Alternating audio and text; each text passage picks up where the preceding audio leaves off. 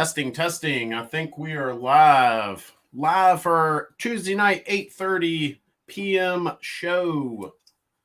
Hopefully you can hear me. As always, I've had a few technical difficulties. So if any of you can hear me or can't, but if you can't hear me saying this. But if you can hear me, please note that in the chat. That would actually help me out. Or if I need to be louder or anything like that, please let me know.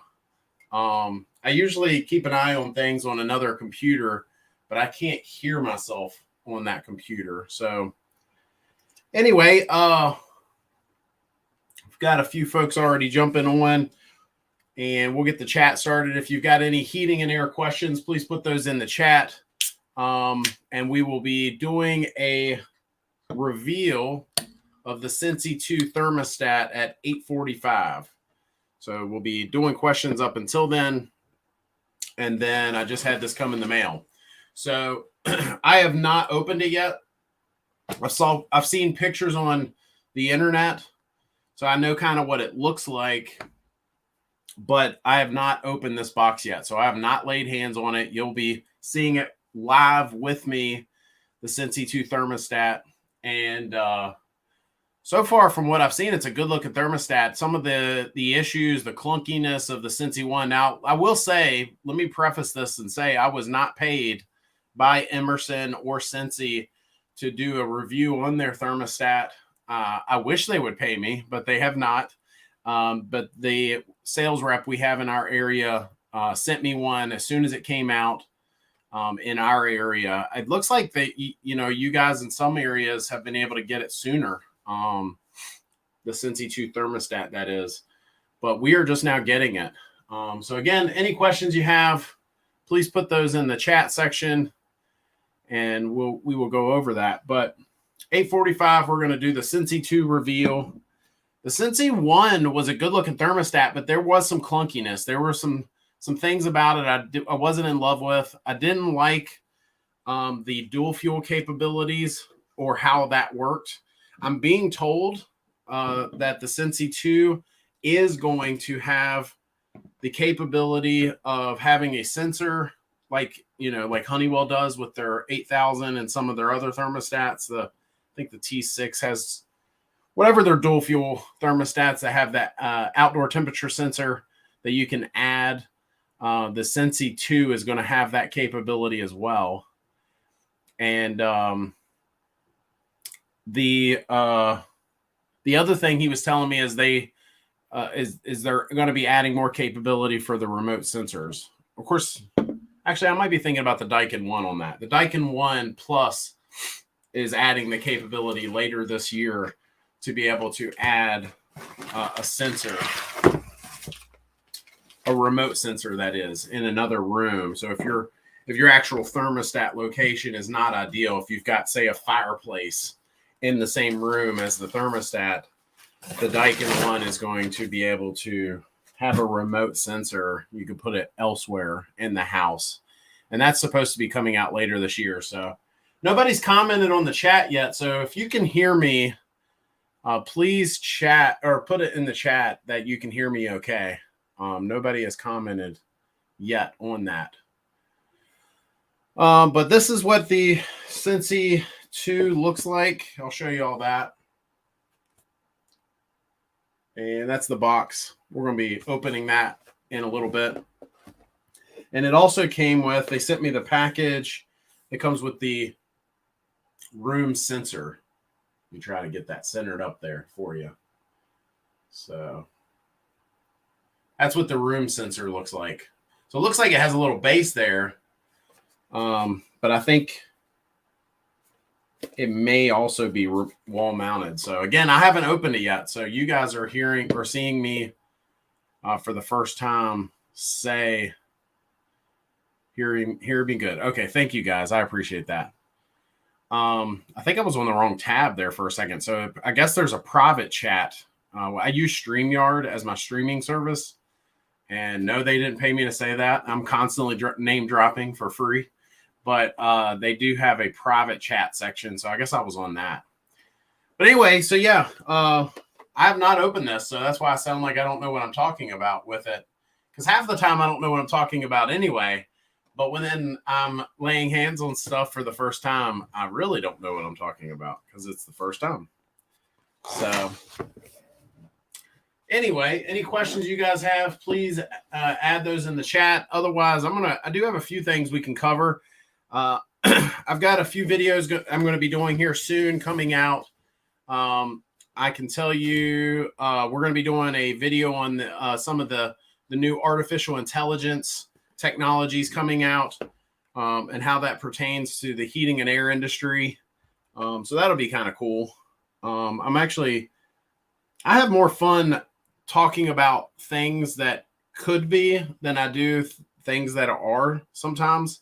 And I have thrown out inventions before that somebody could have got quite wealthy off of if they just stole my ideas.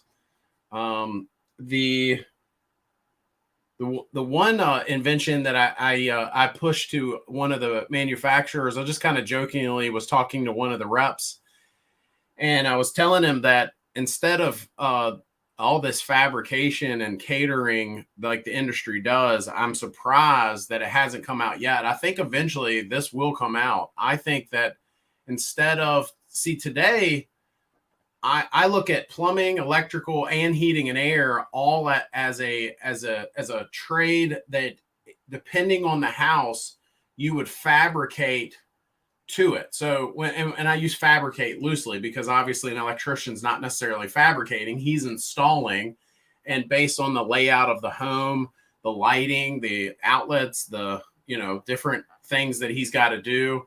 Plumbing, same deal. They've got to adjust, fabricate, if you will, adjust. And heating and air is the same way. And what I was telling this guy is there should be a more cost-efficient way that these companies should be. And I think this will happen, especially as these DIY products keep coming out. I think there will eventually there's going to be a product that comes out where it's, instead of you catering the equipment and the materials to the home, it would be the other way around. And hear me out on this. Instead of having a small space that the air handler would be located in, there would be more of a requirement for the heating and air. So what I would picture, and this is just me throwing an idea out there, what I would picture is when you buy your air handler or furnace, you would also, with that, buy a kit of trunk ductwork. And it wouldn't be metal. It'd be plastic of some kind, an insulated plastic that's the same in all homes.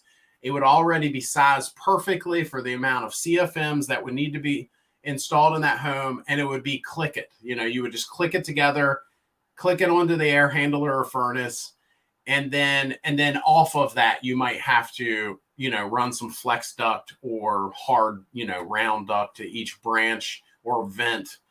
And that's, I am surprised that hasn't come out yet. And maybe it has, and I'm just not aware of it, but I am surprised the amount of fabrication there still is. And especially because so much of it is undersized right from the get-go. You see new construction all the time. These guys, they obviously don't even own a ductulator because they just kind of willy-nilly throw stuff in and it's not sized correctly. And so I'm just really surprised by that there's, so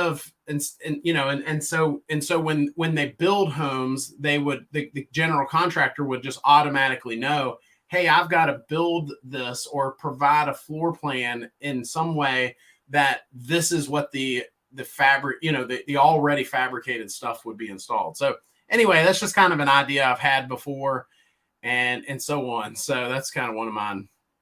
Any idea on how much that remote for this deck and one will remote sensor? Ron, I'm trying to comprehend what you're saying, pal. If you're talking about how much the sensor is going to be for the Daikin 1, I don't know how much that's going to be yet. So, and then the Sensi 2, if you're wondering if that's what you're talking about with this sensor, you can look that up now. It's already out. So you can just Google it and get the pricing on that. My invention I always wanted to do is an automatic drainer for steam systems. Automatic drainer for steam systems. Please elaborate on that. We don't have a lot of steam stuff here in Virginia. I have had customers with steam boilers, the old boilers with the, they had the little vent on each radiator that would hiss, and then when the steam would get to the radiator, that vent would shut off. It would not allow any more to come out, and then that radiator would heat up. So I'm curious what you're talking about, an automatic drainer for steam systems. New construction is always a race to the bottom. Amen to that. I don't know about always, but I went over this in one of our other videos where I talked about how I would say the majority of builders, they just want the cheapest guy. They don't care about the best system. They don't care about it being done right. And I know there are builders out there that'll think I'm not talking about them. I'm talking about you. I'm talking about you, because they all just care about price and price alone.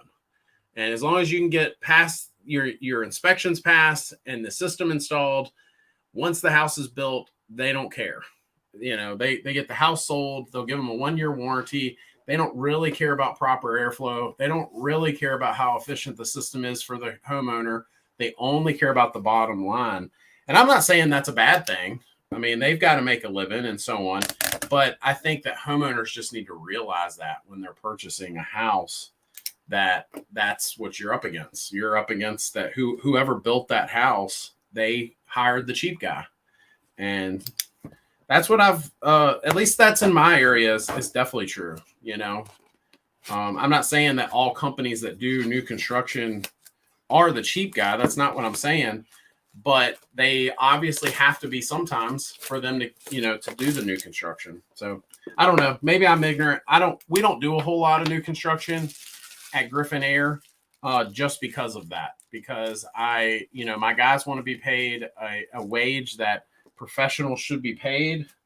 And I can't compete with companies that don't feel that way, that don't have professionals that, can hold a conversation and look professional when they go in someone's home and so on. So we've got a few competing companies in our area that their standards a little lower. Let's just put it that way. So, but they'd probably say the same about me. So, by the way, since I'm not getting any questions yet, I had someone, my feelings got hurt. Yeah, I get a lot of haters, which is fine. But somebody called me beady-eyed this past week. And my wife says I'm not beady-eyed. Do I look beady-eyed? I don't know. Maybe I am. So, if you're buying a new system today, what refrigerant would you suggest that are efficient, environmentally responsible, ozone, and global warming, and reasonably priced? Well, thanks, Home Rapid Repair. He's becoming a friend of mine. So, what refrigerant would I suggest? So you don't have any options yet, Corey. Right now it's just 410A. So if it was today, it'd be 410A. Now, if you ask me that question 18 months from now, it's going to be a totally different answer. And what that answer is going to be, I don't know, because the manufacturers are fighting over which refrigerant. So as it stands during the recording of this video, 410A is being phased down, right? And we all know that. And we also, I hope everyone knows, I'm surprised at the classes I sit in and the amount of heating and air guys. That's my alarm, my Lincoln Park alarm to tell me to do the Sensi 2 reveal. So we'll do that in just a second, but I'll answer this question before we do. So what's happening right now is there are companies fighting over what the main replacement for 410 is going to be. The interesting thing about this is all of them, me, you, the companies themselves, they all know that this is a temporary fix. They did not reveal that or say that when 410A come out. Now there's heating and air guys that claim that they knew that they knew when they were getting rid of R22 that they were already being told that 410A was going to be phased out. I was never told that. I can tell you that. So anyway, so those guys that said that, they were not talking to me at the time. But anyway, so moving forward right now, the way it stands is you've got Daikin, that is leaning R32, and R32, if you go to r32reasons.com, they have put together all the reasons why they are choosing that. Some of those is Sensi a smart AC. Is Sensi, since the Sensi 2 is a smart thermostat, if that's what you're asking. But so the R32 has a long history. It's been used in Europe and Asia for years. So it's been tried and tested and all of that. And I think Daikin is thinking of it like, this is the refrigerant that everyone's been using. Why try something new that hasn't been tried and true and tested? And then, so they're on one side with R32, and the other side of that coin is Carrier. And really, I think Honeywell, who owns the patent to this refrigerant, and they are looking at doing, R454B, not C. C is on the table, but C is not on the table here yet. R454B is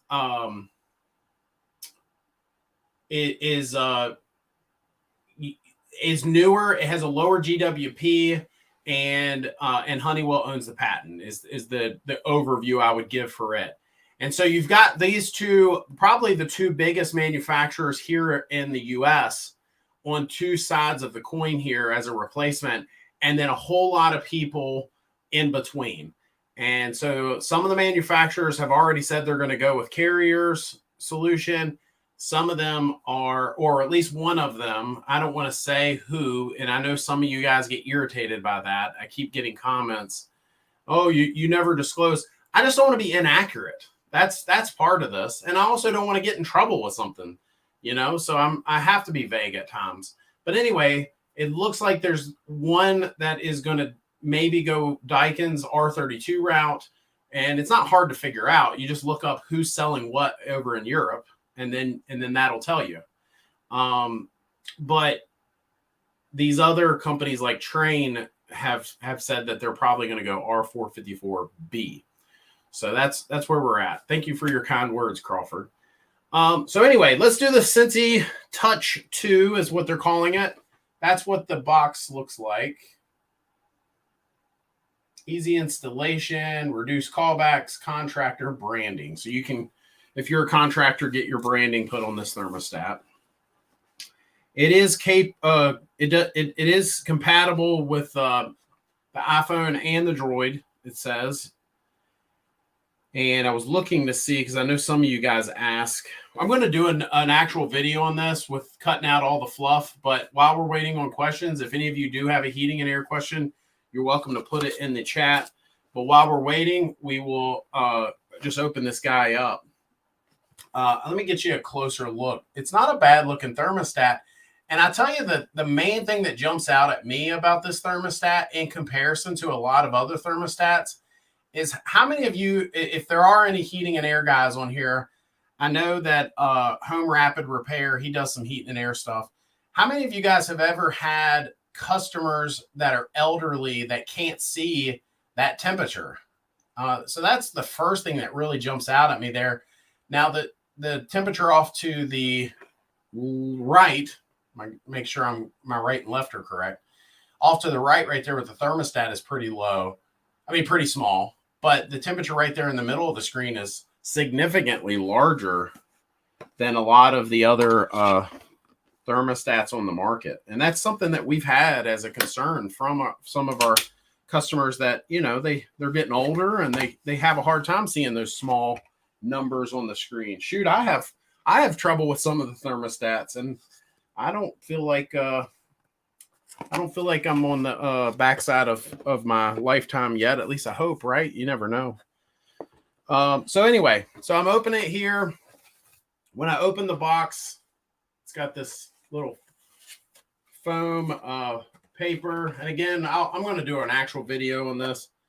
But you got your manual on top. So that's a dying thing too. That's a dying breed. I think eventually we're already seeing with several of the companies where it'll just be a little slip of paper that says go to this website to get your manual and all of that, which I don't think is a bad thing because the manuals come up missing all the time. Hey, Bob Boscarado. I'm probably not pronouncing his name. Bob has been commenting on my videos for a long time now, for at least a couple years. He's been one of the people that has been watching my stuff for a while now. So what's up to Bob? So anyway, here's the Sensi 2. And I feel like it's a good looking thermostat. You guys will see the glare of what's on my TV, right? It's got this little thing that pops off there, screen protector that you'll probably take off. And then in the bottom, when you pull the thermostat out, it looks like this. And then you I'm pulling the foam tab or foam paper out. And then there's your base. I like the black. It's different. I like different. And there are some homes where that white thermostat, in some brands, depending on what model you're talking about, to me, some of them are an eyesore. But there's what the base looks like. Not a bad looking thermostat. Again, they didn't pay me to do this. So you guys that are like, oh, he's making money. Not on this, I ain't. But the base reminds me a little bit of the Honeywell T-Series base. It's got the little push tabs for the wire to slide in. Your wire comes in the center. And then it's got this little level right there that we see some of the other brands doing as well. So it's already built in. I like it. I'm not going to lie. I like it so far. When I do the video where we talk about it more in depth, then I'll actually light it up and you guys can see that. But 24 volt AC voltage for that. And let me open this sensor. So again, I don't know if they all come. Again, this is all new to me too. I don't know if they all come with this room sensor or if it's like the extra package like some of the brands have. But this did come with a room sensor, a separate sensor. Did have a couple questions come in. Quick question. Are there any Wi-Fi thermostats that don't have to have a common wire to make them work? It's a great question. I think this is one of them. I think that's what he told me. But I don't see a place for batteries. So I could be wrong on that. I could be wrong. But maybe they're making a model. I thought that the guy that sent this to me, he's one of our reps. I thought that he told me, I'm looking up my text messages with him. I thought that he told me that it did have the capability of no C-wire. Okay, so breaking news. This is what he told me. Breaking news. I don't even know if I'm allowed to share this, so I could get in trouble. Don't tell nobody, you folks out there that are watching me live. But the Sensi is coming out with it's called Sensi Lite, and that launches this month or next.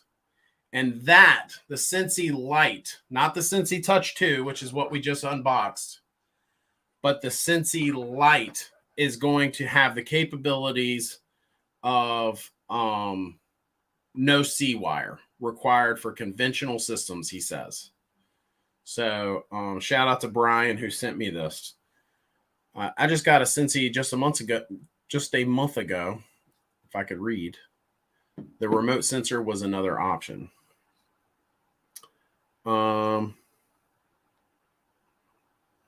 So yeah, so Sensi Light is coming out next month, and he even sent me what it's going to look like, and it's you guys probably can't tell, but that's kind of what the Sensi Light is going to look like. So there you guys see that. So, and it looks like it's going to be Wi-Fi capable, and it's going to not require a C-wire. So there, that answers that question. Ronald, is Payne a good brand? No comment. No comment. Payne is a builder grade. It's a builder grade Carrier. It's owned by Carrier. And in my opinion, there are some, I would explore your options is what I would say. If you're going with a builder grade brand, I would explore your options. Now, if Payne ends up being your best option, we've installed Payne before at Griffin Air, and it's just not my favorite. I'll just say that. So I don't. Again, I know some of you guys hate when I'm vague about brands, but I just don't. I just don't want to bash anybody. I will say this: I have friends that won't install anything but Carrier. So, everybody has their favorite.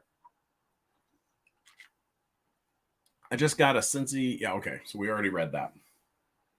Okay. Now, here's the room sensor we were talking about. And I do have one thing on this. Here's the box again. This box does not do it justice on how small it is. It is very small. This box, when I first saw this box, the box is, as big as the thermostat box was. And you can see how big it is in my hand. So it's a sizable box. Watch this. I open the box. Look at how small the sensor actually is in the box. So it's significantly smaller. And it's hard to tell on a video how small things are, right? But here's my hand, and then here's the sensor. So it's significantly smaller in my opinion than I thought it was going to be. So, but it's not a bad looking little room sensor in comparison to some of the other brands. And it does come with 2 AAA batteries that were in the bottom of the box. Give me just a second. I'll show you guys again because I know it's hard to tell. And again, some of you might be wondering, I am going to do a video without all the fluff. But let me see if I can try to get you guys to see this.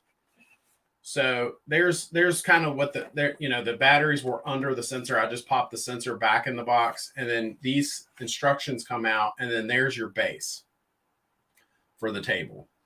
So, they've got on the back here some pictures of the sensor. You see how it's kind of sitting there on a table. And then, there it is on the wall. Yeah. So it is capable of being put on the wall. See that picture of the girl on the machine, the bike? There it is on the wall. But anyway, there's your room sensor, Sensi Touch 2. And we did a video on this before it ever came out when I was told that it would be coming out, and I had a little bit of info on it. But we'll probably be doing another video on just the thermostat and lighten it up so you guys can see that and all that, the capabilities. Remote sensor looks like a speaker. Yep. Not a bad looking little guy. Thanks for answering that question because with my HVAC systems being a separate system for heating and cooling, they both had separate thermostats at one time, and neither had a common wire. Yeah, the old Honeywell 8000s were at one time, at least, at one time, it was the only one I knew of. I'm not saying it was the only one, but it was the only one that I knew of at the time that was Wi-Fi capable with batteries. And there are times when that is the only chance. It's really the only choice you have, because you're limited by the amount of wires being run in the wall. Now, we've come a long way since then. These days, there are capabilities with these remote sensors. There's also capabilities of wireless thermostats. I think there will eventually come a time. I am floored that this hasn't. I was talking to some of the guys at AHR. I'm floored that we haven't seen Bluetooth technology that's been used more with these thermostats. You know, so you could just mount it anywhere. But, you know, we still have them now, and you make the best of them. So anyway, again, if you guys tuned in, there's the room sensor. And again, it's much smaller than that. Am I correct in that the room sensor is Bluetooth? Good question. It's obviously wireless, so I don't know if it's using Bluetooth technology, though. I would think if it was, it would have the big old Bluetooth logo on there. So it's obviously using some sort of wireless technology, but I don't know if it's Bluetooth, which sometimes matters. You know, to some folks, that matters, because if it has Bluetooth capability, you might be able to, you know, link it to an iPad, for example. But it looks like it's just, you know, wireless. It's not. I don't see anywhere on the box anywhere, you know, the little Bluetooth logo. But I could be missing it. Maybe it's here, and I'm just trying too hard, right? Trying to look cool in front of my friends on the internet. And then that's the box for the Sensi Touch 2.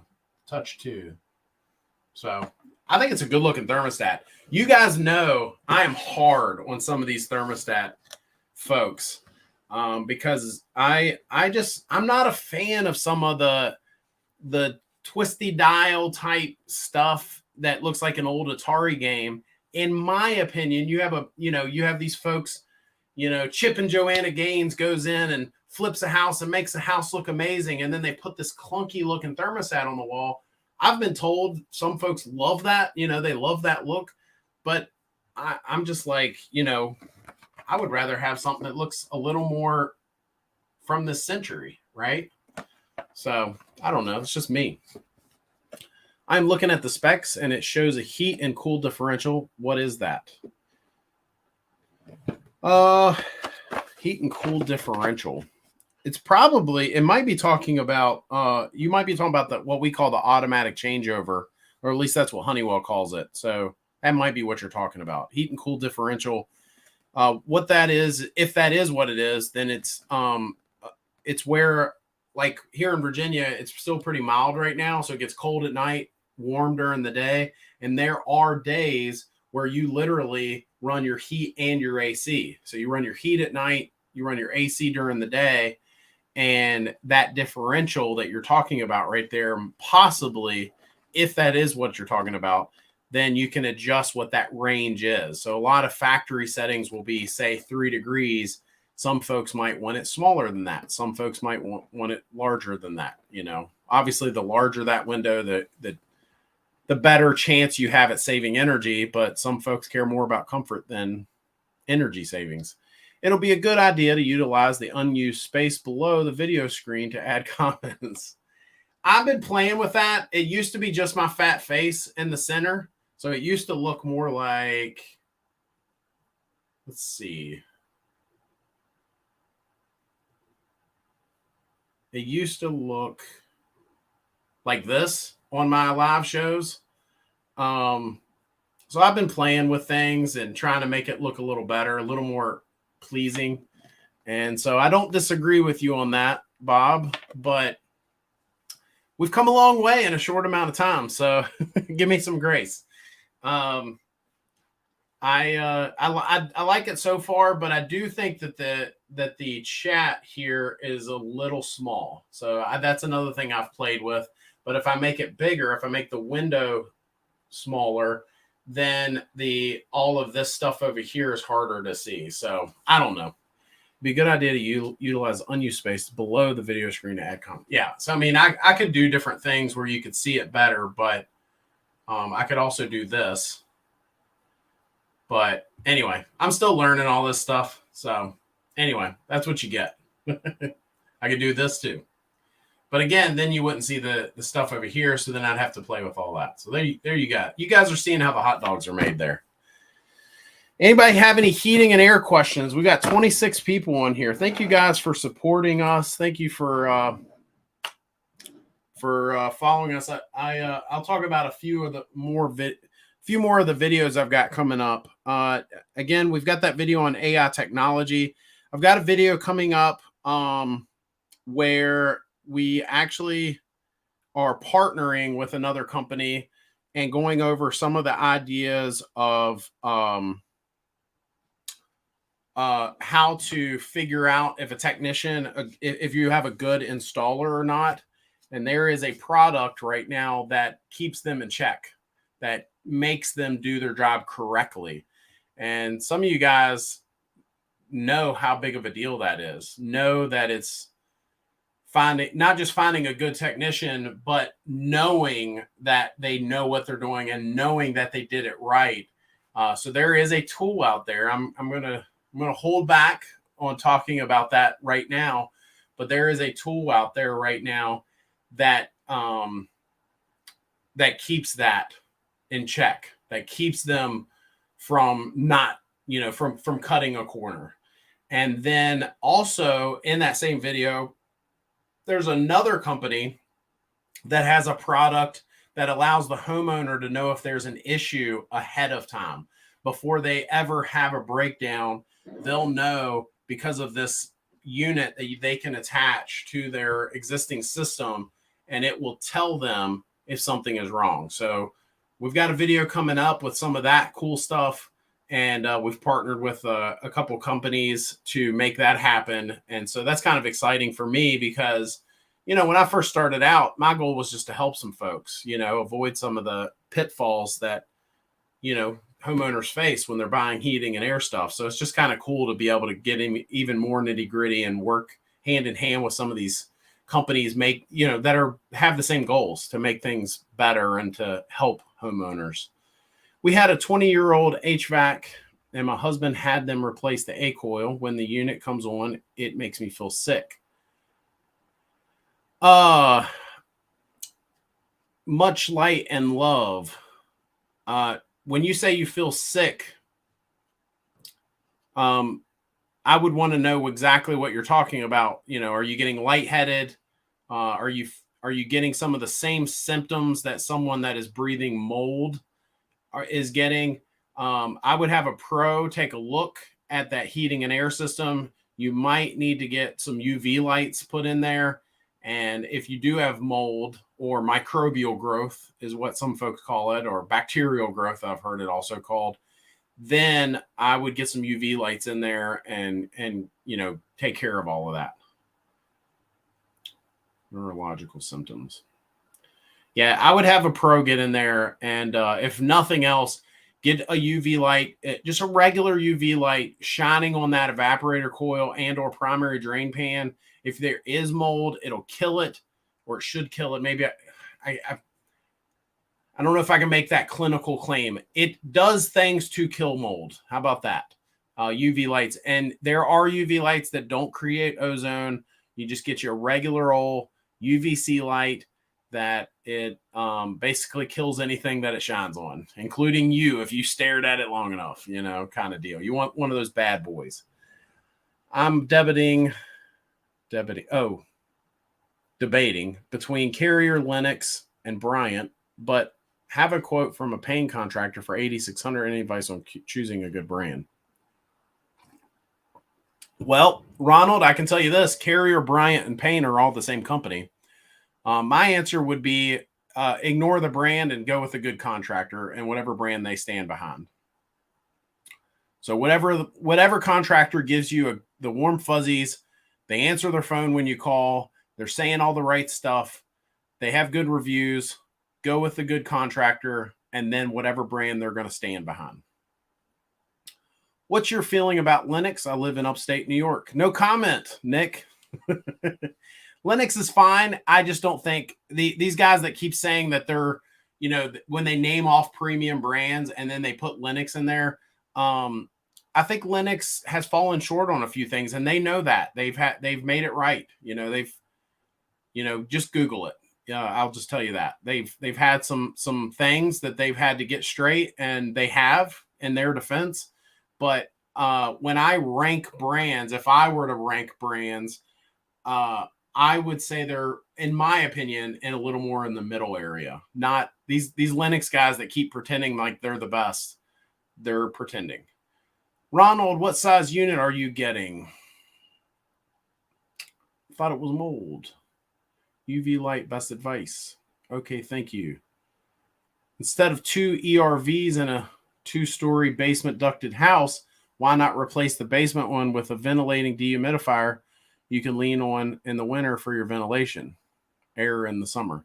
Yeah, ventilation is good too. But these guys that push ventilation over indoor air quality products, it's one of the things that Tech Junkie's not on here tonight, but it's one of the things that he and I have chatted about.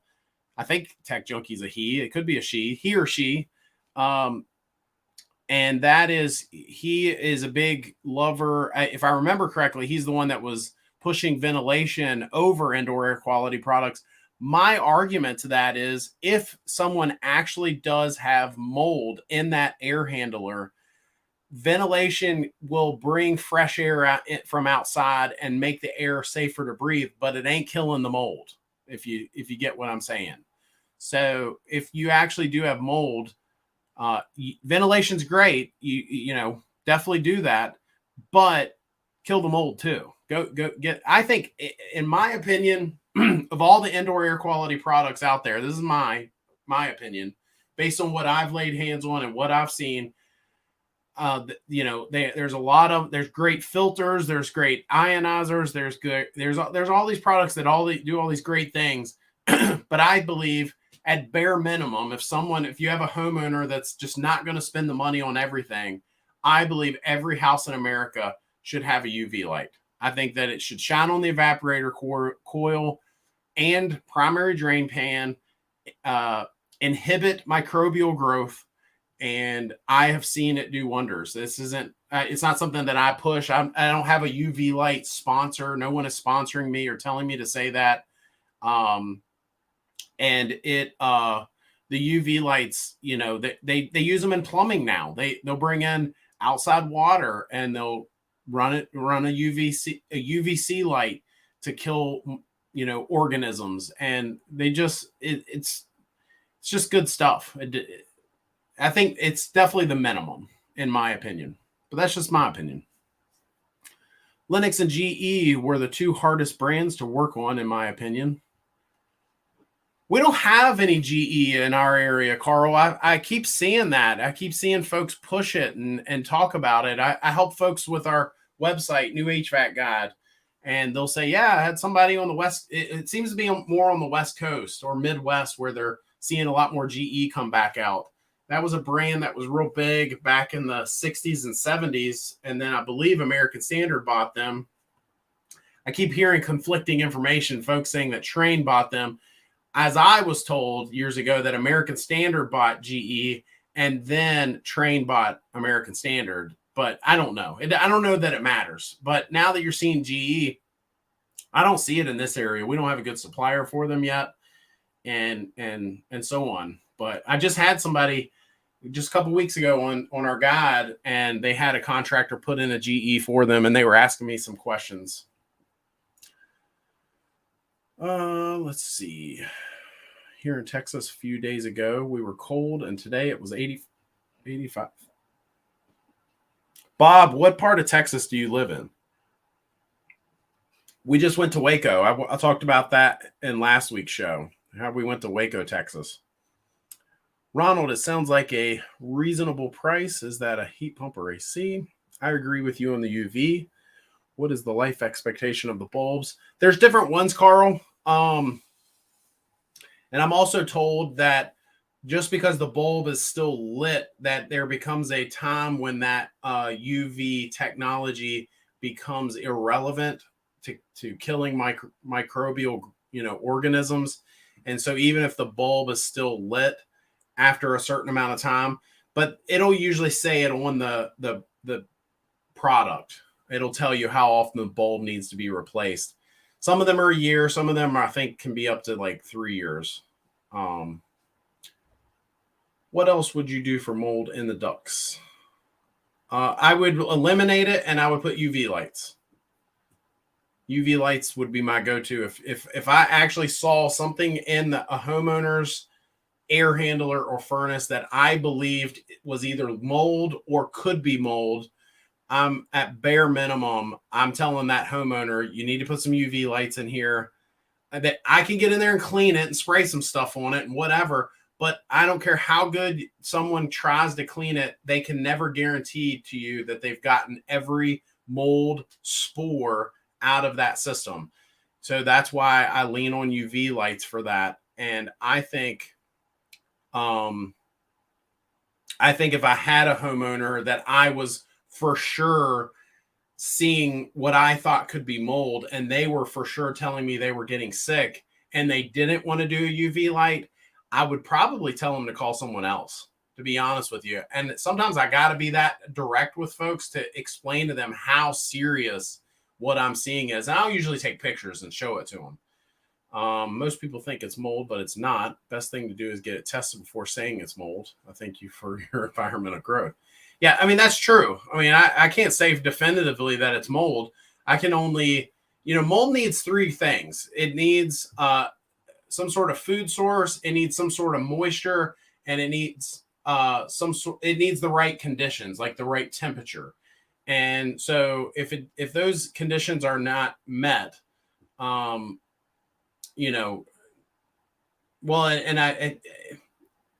darkness and stuff. So if it was in direct sunlight, mold can't grow either.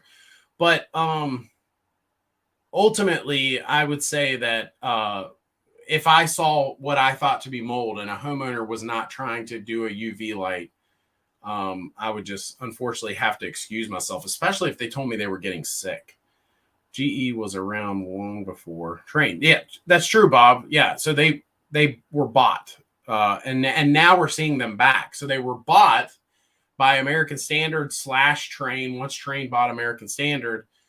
And that's, where the spine fin coil that Trane hangs their hat on today was created. It was a GE. I have actually laid hands on extremely old GE units, and they had spine fin coil in them. And of course, American Standard had the spine fin.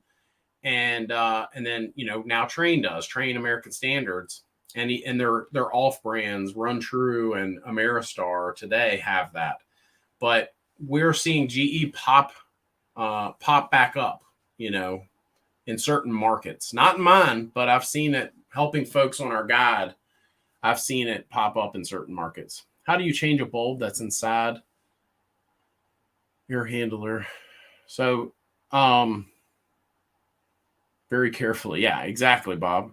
Very carefully. Every brand is different. So, some brands you have to tear the whole thing apart, unplug something. Some brands you might be able to take 2 screws and slide it out. I mean, it just depends. I had a thermostat provided by utility that had a 2-degree range above and below set point. This eliminated short cycles. This tested and they replaced. Where can I get a thermostat that has a range? So yeah, so you're talking about I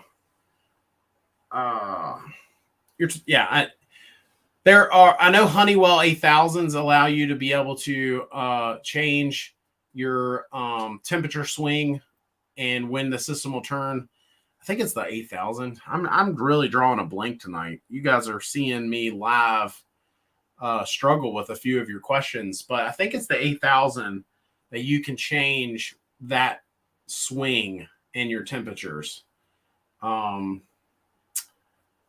the only one I know of just off the cuff right here. So if you look up the newer Honeywell 8000s, I think you can change that. Yes, mold is dangerous. It's also, will you save that? Yeah, I save all the lives. The lives stay up.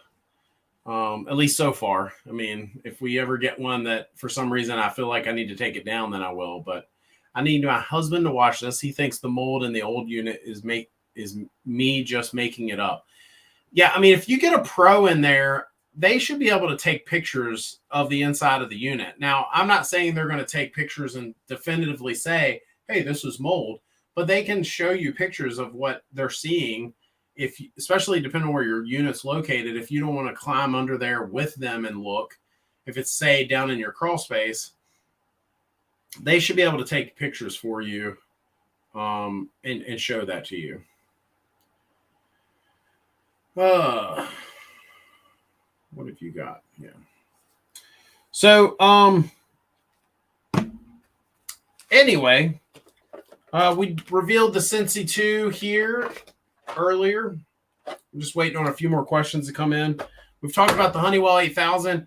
Honeywell and Emerson, neither one of them have sponsored us. But, you know, maybe someday they will, and we'll be able to get even more nitty gritty.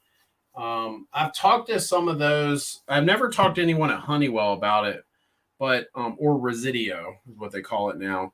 But, I did ask Brian about being on our show one time and, you know, being able to get the guy on that knows a whole lot more about this stuff than I do. But I think he was going to check and see if there was someone else at the company that would come on. What are the current efficiency standards for HVAC systems today? Depends on where you are in the country. So your local pros should be able to help you with that. If you're looking for the minimum, so like here in Virginia, we are now at let's see, I believe it's a 15.2 SEER 2, at least all of our lower end systems, and then the package units, I believe, are at 13.4. So it depends on where you are in the country, on what your minimum efficiency standards are. How about don't go with the minimums, you know, get some prices on a more efficient system. Anyway, let's see. Well, while we're waiting for some more questions to come through,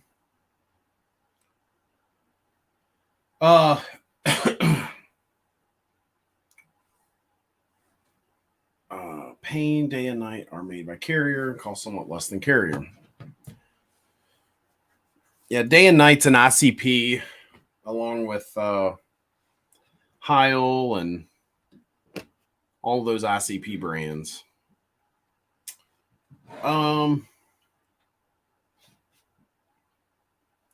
do you guys think about the semi-flammable A2L refrigerants that are going to be coming out? I watched a video last week in a class I was in where they showed, I think it was a video. It might have been just pictures. I'm drawing a blank now. Might have been just pictures now I think about it. They were showing where they were actually spewing the refrigerant out, the A2L refrigerant, and then trying to light it on fire, and were not able to. So it only ignites under certain conditions is what they're telling us.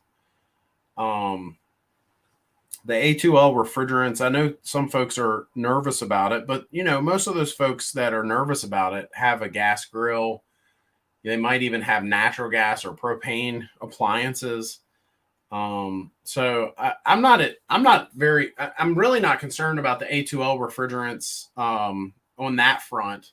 They are telling us that we may require some additional certification. So that might be something I have to get my guys to do to make sure they're, if nothing else, transporting these refrigerants safely in their vans. I tell you, I took this class last week. I guess it was 2 weeks ago now, week and a half. And there were other contractors in there, and some of them were still in the dark. I'm just like, you guys need to watch my YouTube videos, apparently, because some of them still just they don't keep up with it at all, I guess. It was news to them that 410A was going away and that these new refrigerants were A2L refrigerants. So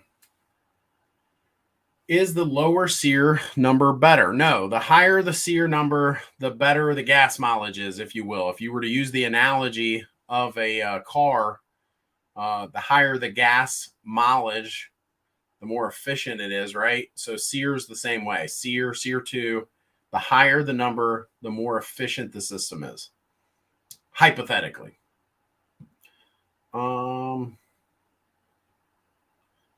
In my opinion, Pain should also cost less than Linux. I would probably agree with that. Pain is you know, they don't even try to hide it. Pain is a one of their builder grade brands or products that to compete with some of these other brands. Should I replace my system due to the R410 phase out? Not yet. Only because you can't. Right now, if you tried to replace it today, I don't think that you know, there are a couple R32 products that we can get our hands on in some states. But the other thing is not every state has approved these A2L refrigerants yet. So that's another thing that throws a wrench in all this that a lot of pros don't know. And that is that some states, you know, I think it's only like 6 states right now, 5 or 6 states that have even fully approved them. North Carolina, just below Virginia, is one of them. So we have suppliers that are getting some of these A2L, you know, they can order a jug of R32 and they have, you know, has to go to North Carolina. It can't come to Virginia yet. So it's just interesting how all that works. Changing out a compressor. What do you recommend, a Linux or Carrier? My friend told me Train is good, but I can't find any Train contractors near my area. I say swap now. The new refrigerant is supposed to be flammable. Like, what the heck? It's I'm trying to remember the verbiage. It's not semi-flammable, mildly flammable. That's the verbiage they're using. So they're saying that these new A2L refrigerants are only mildly flammable. And ultimately what it means is, again, I saw in a video in a class I took where they were trying to light it on fire and it was not lighting on fire. I wonder if it's sort of like diesel. So if you go to a gas station and you get a jug of gas and you get a jug of diesel fuel, I'm not telling you to do this, but I have seen people sprinkle some diesel on the ground and try to light it on fire and it won't light. It has to be under pressure or under the right conditions to actually ignite. Whereas gasoline, on the other hand, is very flammable. It's very, you know, you sprinkle just a little on the ground and try to light that. Again, don't do that. But you can Google it. You can watch and see where other people have done that. And it's obviously very flammable. So there is a difference in how flammable things are, right?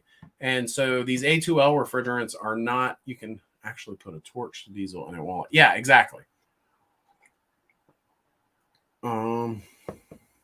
Like he says before, company matters more than brand. Yeah, the contractor, I would care way more about the contractor. I just talked about it a second ago. We have a video that we're going to be coming out with. There is a tool out right now. There's a product that you're going to be able, if you're a homeowner, you're going to be able to say to the contractor, do you use this tool or this product? And if they do, you'll know that things are being installed correctly. Now, if they don't, it does not necessarily mean they're horrible. It doesn't mean that they are doing things wrong. It just means they don't have this tool to make sure that it's done right. So that's going to be on an upcoming video in the next week or so. That'll be coming out in a video that we're going to be basically titling how to know if your contractor is doing things correctly. Your thoughts on the... My chat's moving quicker than I can read.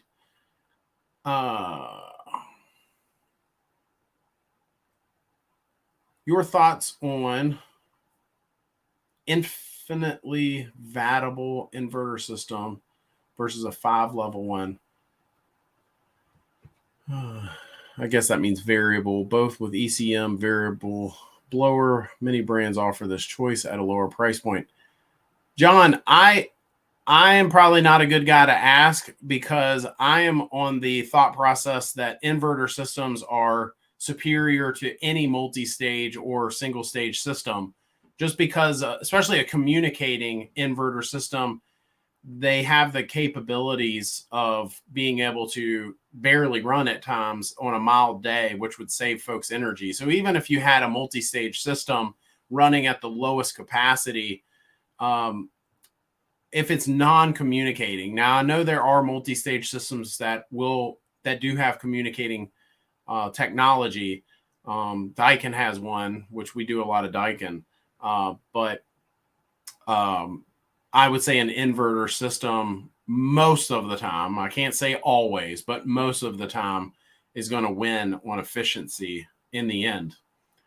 Ronald, make sure whichever unit you purchase, they have a supply house in your area in case you need parts. Not a bad tip. An HVAC system won't work to its efficiency rate if it's installed wrong. Right. That's correct. Yeah. So if a system is not installed correctly, it can hurt your efficiency ratings. Brian, you beat me to it. Measure Quick is going to be the company we're talking about. So we've partnered with Measure Quick, and we're going to be doing a video soon on Measure Quick, how it works, how homeowners can know if it's if their systems are being diagnosed and or installed correctly. And so Measure Quick, you spilled the beans, pal. So how do you calculate how much solar a client needs to recommend a Daikin fit? I had a client decline to get a fit because another contractor told her she didn't have enough solar. Any suggestions? Well, the electrical ratings are on their website. So if you go to daikinac.com, the problem is, Brian, that's the other company we're going to be talking about, Brian. I'll talk about that in a second.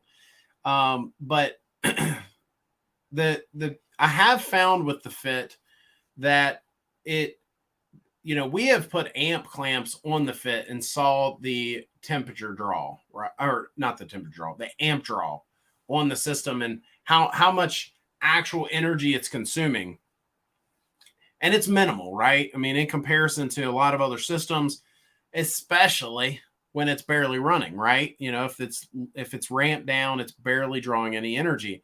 The problem is when you look up these energy ratings, they have to, a lot of times with their ratings, they have to put whatever the maximum is. So this system can draw up to this amount of power or energy, right? And the same goes with decibel ratings. So there are times when inverter systems are just barely running. You got to kind of go up and put your ear on the system to even hear if it's running right, or see if that fan's turning. You look down, get your head right up there close to it. And they're just so much quieter, especially the outdoor units. But when they put the ratings on the manuals or the specs, a lot of times they have to put that maximum. And so a lot of times when people are comparing apples to apples, it's one of the reasons I say SEER 2 is still not a good representation to compare inverter systems to, say, a single stage or multi-stage heating and air system, because they are still having to, a lot of times, test the system in certain situations, and they don't equate. The inverter systems at times will just be barely running. And so they've gotten better about that with the SEER 2 stuff.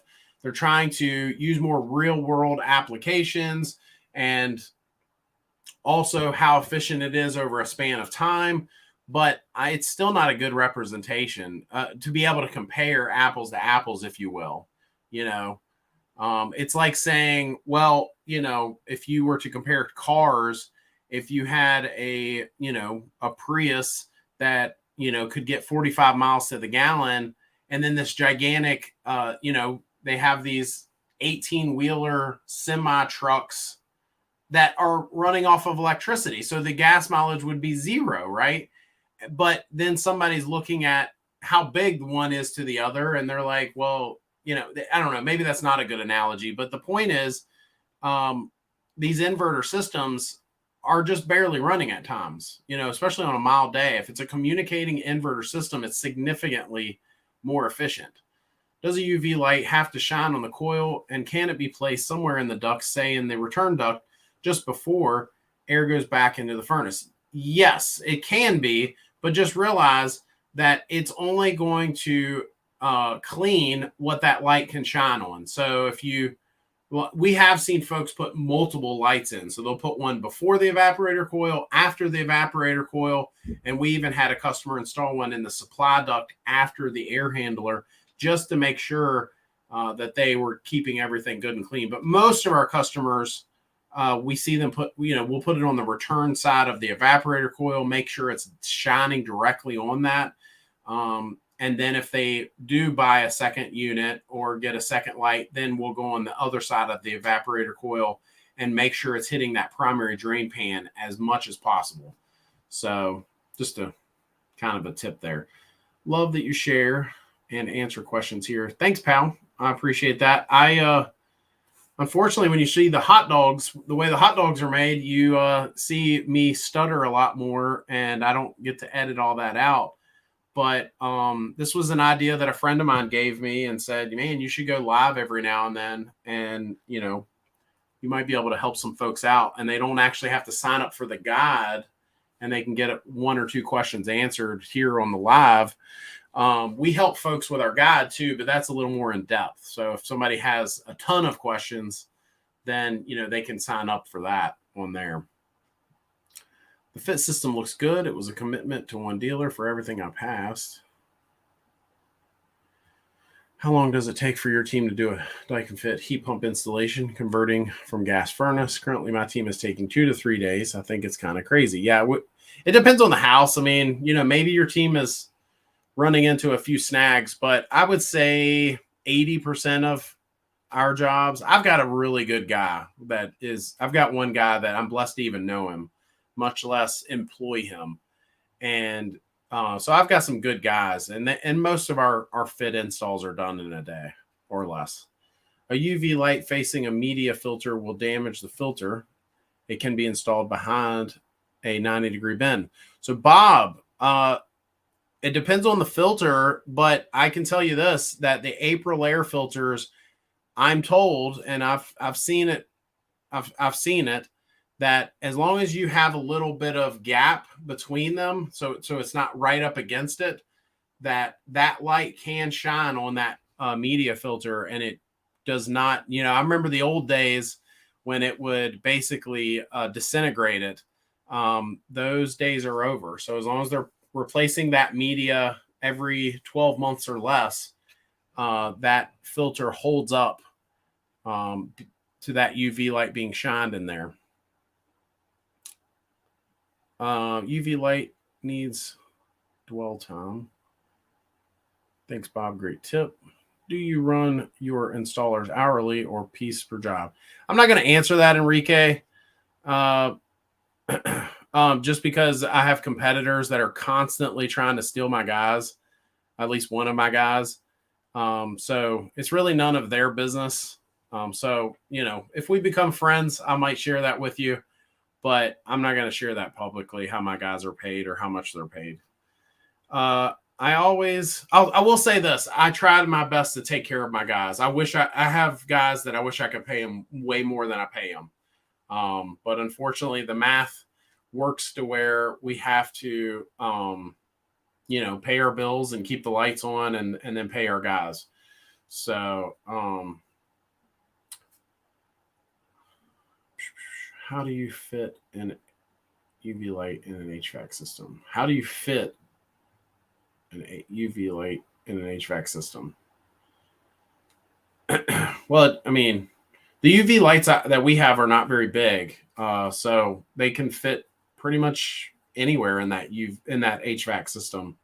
We've put them in package units. We've put them, unless you're somewhere that you have a mini split, and then you might have to get one of the the LED mini split UV lights. Maybe that's what you're asking, because a normal air handler or furnace, the UV lights that we get, I mean, they fit in them just fine. For new construction house, do you recommend integrating ERV to HVAC duct or use dedicated duct? I guess it depends on the house. I would say most of the houses we do here in Virginia, it's not a big deal. for the ERVs to be connected to the existing ductwork. And that's the way I see it done a lot. Now, if we do a standalone dehumidifier, then I have seen where some of the guys in our area will just, if they're bringing in ventilation, then if it's a standalone dehumidifier in the crawl space, then it won't be connected to the ductwork. But I would say in most cases, the ventilation is connected to the existing ductwork in some way, shape, or form. Some way. But that might be a regional thing, so don't take my word on that. You need to probably talk to your builder. If it's a new construction house, talk to your builder, but more importantly, talk to a couple local pros. Get a couple opinions. Don't just take one. And see what they come back with. They may tell you something totally different that is more common in your area. So I don't know everything, In fact, I probably don't know most things, right? Would love to try to grow a small business based in Northern California. Enrique, I don't talk about this a whole lot, but if you're serious, we do have a group that I meet with from time to time, and we're getting ready to start another one. And if you go to my website, New HVAC Guide, and scroll to the bottom, so it's newhvacguide.com, and scroll to the bottom, there's a little tab there you can click and put your information in, and we're going to be starting a new one soon. I just don't know when yet. I'm not gonna start it until we have at least a handful of guys. The difference is, unlike some of these sales programs that are out there, I love these group settings because you're talking to other guys that are in the trenches with you. And so it's just been really good. But it's not something I talk about a whole lot because I'm not one of these salesy guys. I do put a little tab on all of our videos. If you're a electrician, a plumber, a heating and air guy, and you're wanting to grow, go to this link. But I'm not a business coach. I don't know everything. And I think that what's been great about the group that we're running currently is everybody's that way. Everybody is willing to bounce ideas off of one another, and it's been really good. The one that we're in right now is really good. So, how do HVAC contractors install standard efficiency units in new construction as opposed to high efficiency units? Why do? Money. I'm sorry. Why do?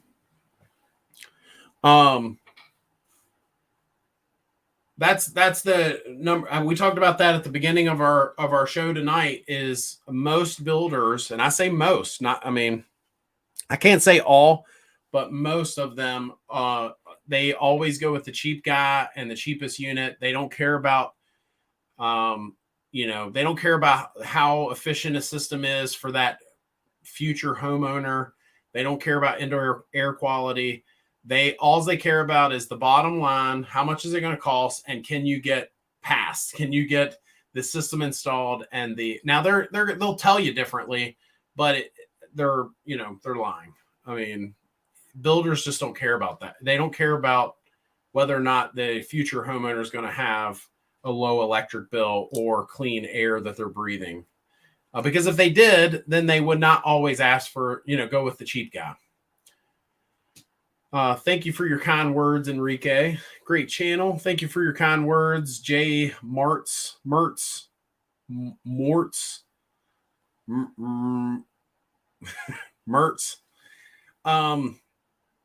No, I appreciate that. El Paso. I've never been to El Paso, but I love Texas. We just went to Waco last week, and I had a really good time. I would not want to live in the city of Waco, but we were talking about it. Other than the horizontal street lights that you guys have, I don't know if you guys know that's different, but everywhere on the East Coast that I've ever been, the stoplights are almost always vertical. And in Texas, they were almost all horizontal, which was just different. I was telling my wife, I was like, we're close to driving on the left side of the road like they do in some countries.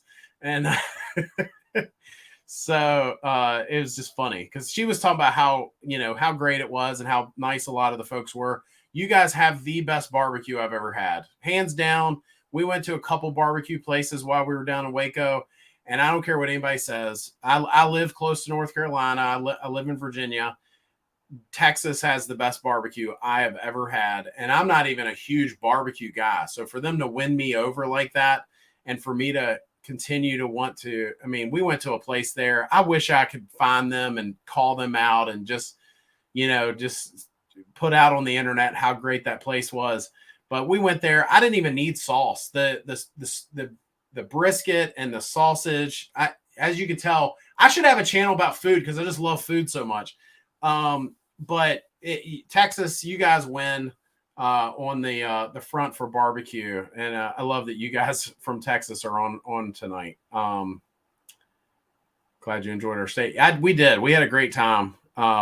We went down there. My wife and my mother-in-law are big fans of Chip and Joanna Gaines, so we went down there and saw some of the stuff that they're doing and all that good stuff.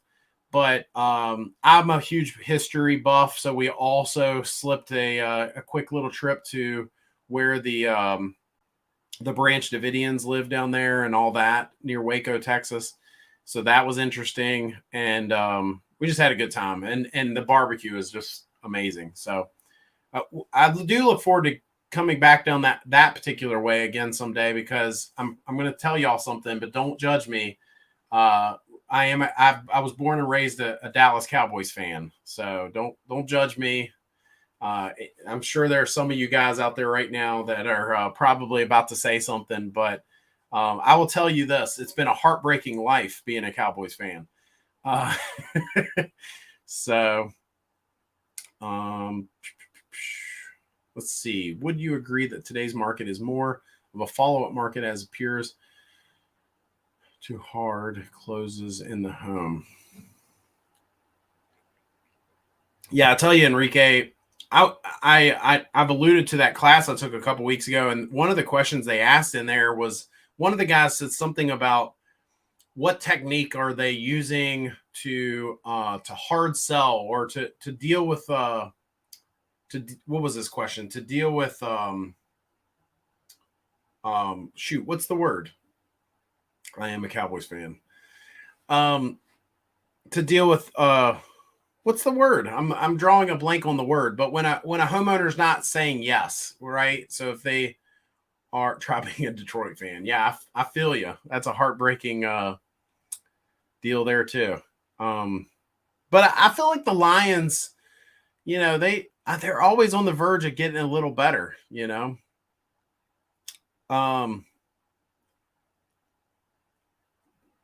Objections. That's the word. How do you overcome objections was the question. When you're trying to close the sale, how do you overcome the homeowner's objections? And I think if I was in an industry, if I was in an industry where I had to do that, I probably would not do very well. That's not my game. We might follow up with a homeowner after we send them a proposal, especially if I know them in some way or have connected with them. But other than that, I don't hard sell. I give them a price. I give them the value. I give them the reason they should choose us over some of our competitors and the products that we're selling. And that's it. If they don't choose us, I just had a homeowner last week tell me that they were choosing, their son told them to choose another brand over the brand that we sell. And the brand that she chose and that her son told her was better. I just wanted to so badly say to the lady, even if you don't hire me, don't choose that brand. It was such a poor decision on her part, but I unfortunately can't do that and remain professional. Right. So anyway, the point in all that is I don't hard sell. And I was just floored, Enrique, with your question there, that, that somebody would even ask in the I wasn't in a class for sales. I was in a class where they were rolling out some of the new Daikin products. And one of the guys said, well, how do you overcome this objection when you're hard selling? And I'm like, you guys hard sell? This stuff should sell itself. We got the Daikin Fit here, We have the Daikin 1 thermostat. Nobody else has anything like what we're selling, and you're in there hard selling. What is wrong with you? But anyway, that's just my feeling. What should I consider? Single stage, 2-stage, or variable speed unit? I live in a single family home. Cost is not an issue. If cost is not an issue, get a communicating inverter system. Find the best contractor in your area that has installed them before. Don't be anybody's guinea pig. And if cost is not an issue, get the best system you can as far as communicating inverter technology. I love Daikin. I'm drinking the Kool-Aid. I would go with a DZ20, or it's now the DZ9. It's the highest SEER unit they have. Or I would, if I don't have room outside, or I don't want that big unit, I would get the Daikin Fit. It's when my system goes, which I think it's going to, up here in our upstairs of our house, I'm going to do a Daikin Fit. I mean, there's no, I don't even have to shop it. I mean, that's what I'm going to do. So you are an adopted Texas fan. They'll love you to pieces. Appreciate that, Bob. When replacing a system, how many quotes do you recommend? At least 3, especially if you don't have a connection to any contractors in your area. I tell everybody that we help on the guide, as many as you're willing to get, as many as you're willing to, I'm not telling you to waste contractors' time. I'm not telling you to get 20 quotes if you're not actually shopping. But I can tell you, I just helped somebody just 2 or 3 days ago on our new HVAC guide, and they sent me 5 quotes. And I told them, after going through everything with them, that they needed to get at least 2 more, because they were a weird one. They were getting all this conflicting information, and they had companies doing heat load calculations, but coming up with different calculations. I mean, it was a mess. And so I told them to get 2 more quotes at least, So I would say, if you have no connections, look up the 3. Don't look up brand. Look up the 3 best companies, best reputation in your area. I don't care how big or small they are. If you want a smaller company for one reason or another, go small, or big for, if you want to go big. But whatever you're going to do, Google it, if you want to. Ask a friend, a neighbor. Don't ask Facebook, in my opinion. We have folks do that in our area, and you go on one of these groups for, local regional groups on Facebook, whether it's a trash and treasures page or a news and notes page for a certain area or city, and you put in there, hey, who's the best heating and air company? You're just going to get every Tom, Dick, and Harry putting in there a company, and you have no way to really see if they're good or bad. And a lot of times it's a spouse of someone that works at that company, and so on. So, I mean, I like it if somebody says to choose us on those. I mean, I'm not going to lie. I appreciate that. But a lot of times the folks that are doing that, they're probably not wanting us anyway. They're looking for the cheapest guy in town. And unfortunately, we're not that. I've got some really good guys. Like, I've got one guy, I just talked about him a second ago. He's been doing this longer than I've been alive. So, we're not competing with, the guys that, I don't know. I'm not going to say anything, but you know what I'm talking about. The cheap guy. What do you recommend for manual J's? I don't have a recommendation on that. If you're talking about software, I actually have a guy that does them for us. So I just refer the customers out, and that way whether they choose us or not, they know it got done correctly. And we have a guy that we refer folks to for that. So he does them, and I don't know what he uses. I don't care. We're small. I only have 5 employees right now. We got up to 10 employees last year, and we trimmed the fat big time on purpose. And, so we're not taking every little thing that comes through. And I think we have a strong team now because of it. So anyway, Get referrals from friends and yeah, that's good. Especially your neighbors, friends too, friends, family, but see who your neighbors using, see why they use them, and go with that. Brian, we actually have a guy in our area named Chuck. So, and he drives a truck. So I like to pick on him sometimes about that. We actually are cordial and all that. We started our businesses around the same time. He started a little ahead of me, but he's got a company here, and his name's Chuck. So Chuck in a truck, Stan in a van, Side Job Bob. What's some of the other ones?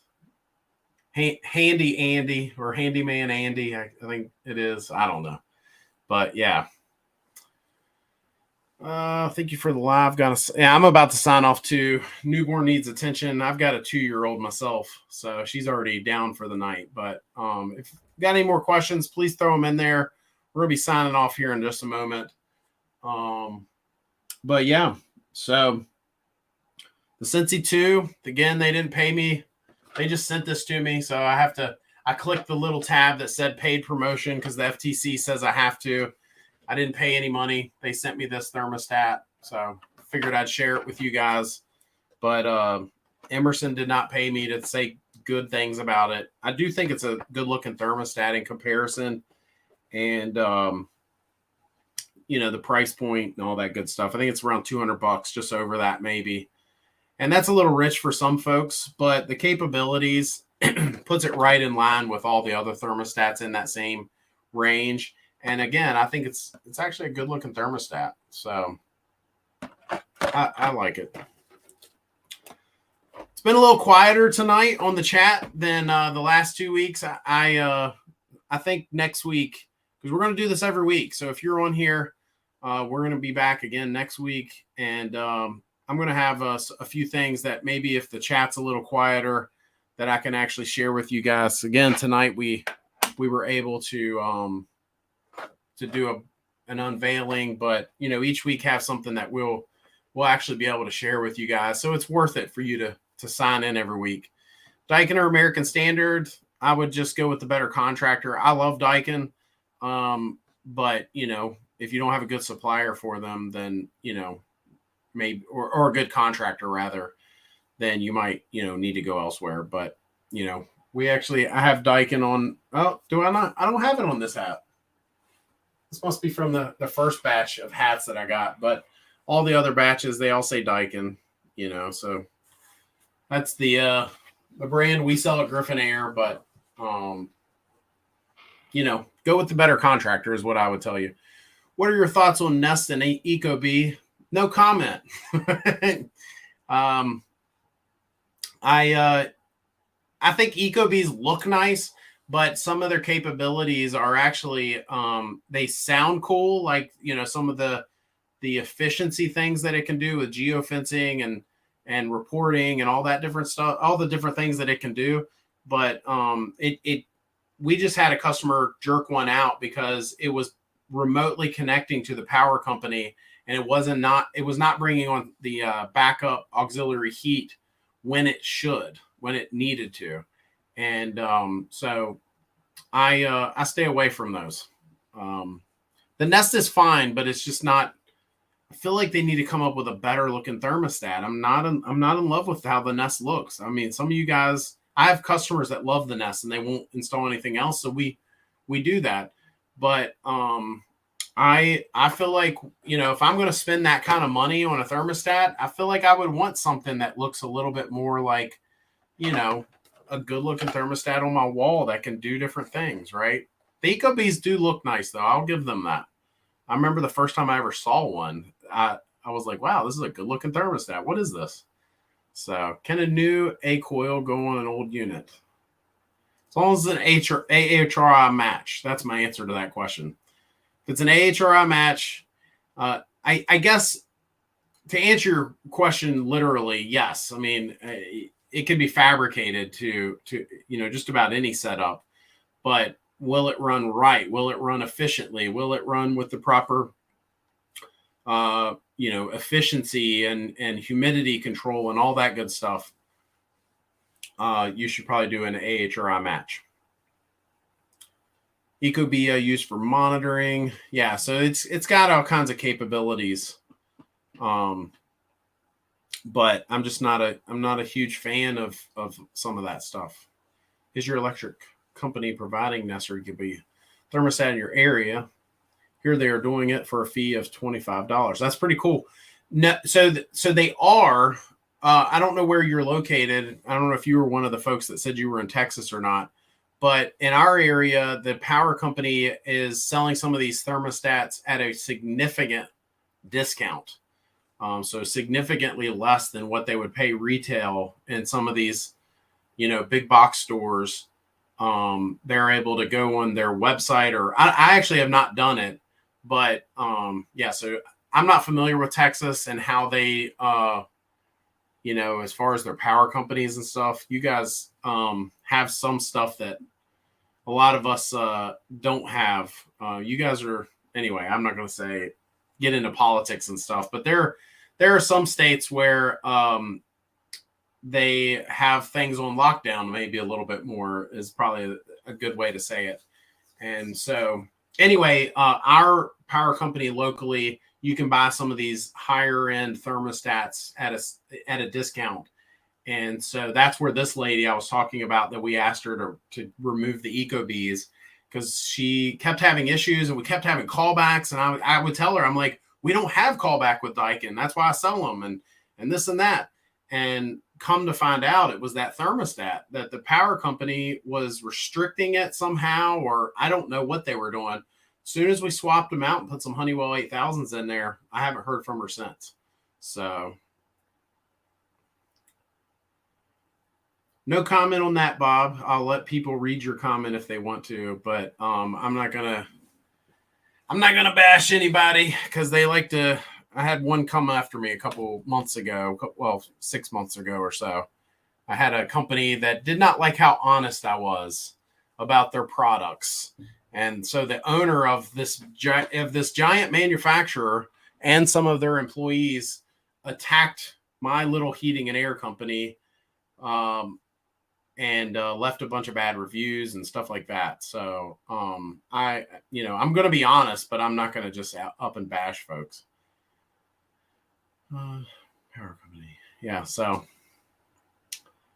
anyway, disabling. Yeah. So that's what we have here too. So the Eco Plus, I guess is what you're saying it's called, where the power companies can use the cloud and attach to these thermostats and see what they're doing and even control them, not allow them to draw more energy on, high extreme days where, the grid is being overworked or whatever.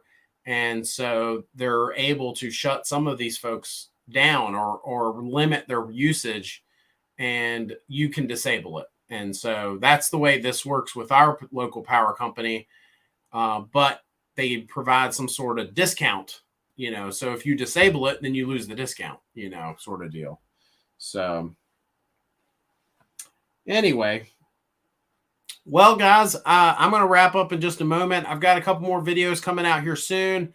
I talked about a few of them tonight, but I'm excited about some of the stuff we have going on. And I think that as far as, the channel goes, we should have the biggest year yet. Brian, are you in Richmond? Are you in Richmond, Virginia?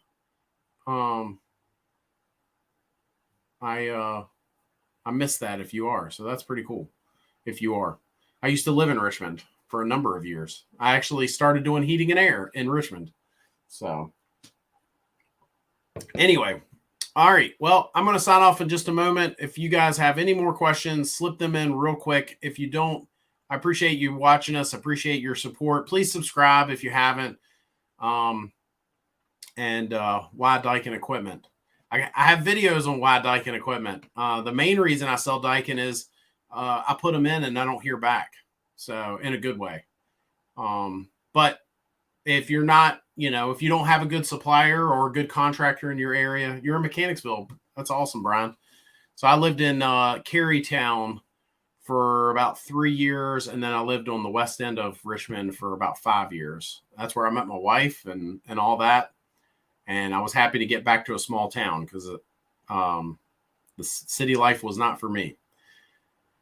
But anyway, so Daikin, they have a great warranty, one of the best warranties in the industry, and they also are leading the way on a lot of technologies, including some of the inverter stuff. They're the only company that I know of currently that has all the capabilities that the VRV Life can do.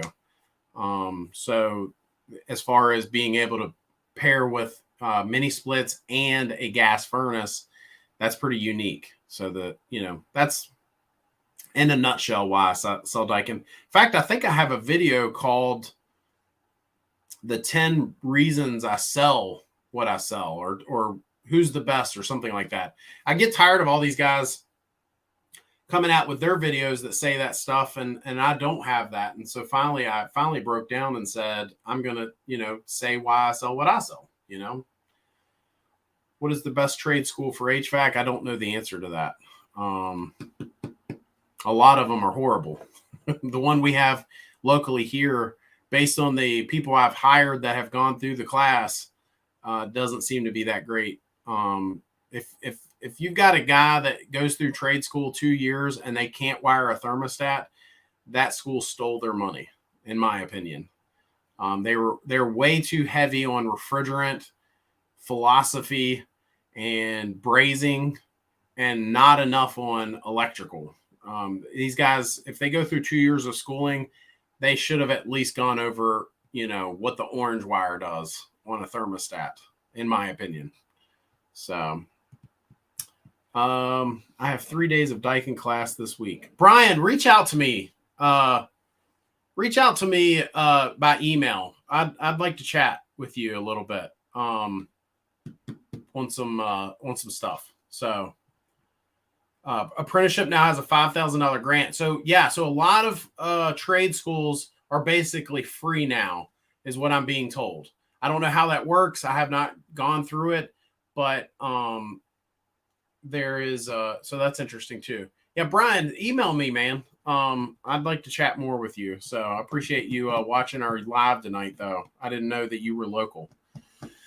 So anyway, I'm going to sign off now.